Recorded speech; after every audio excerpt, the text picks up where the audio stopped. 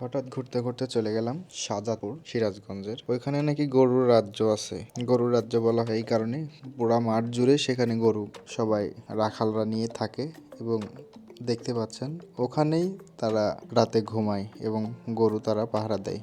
দেখতে অনেকটা যে বলে যে বাংলার নিউজিল্যান্ডের মতো।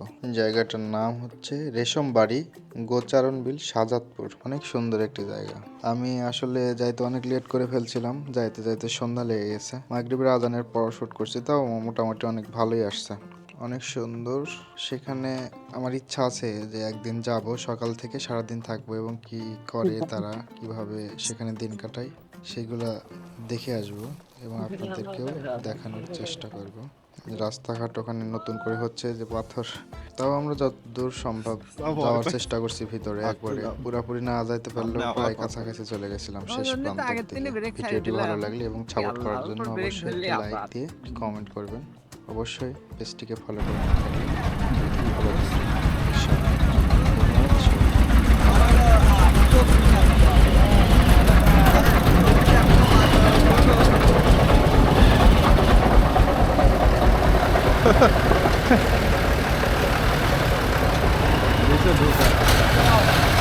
যাই পারবে নিচে দিয়ে নিচে নামা দিলে কি হবে।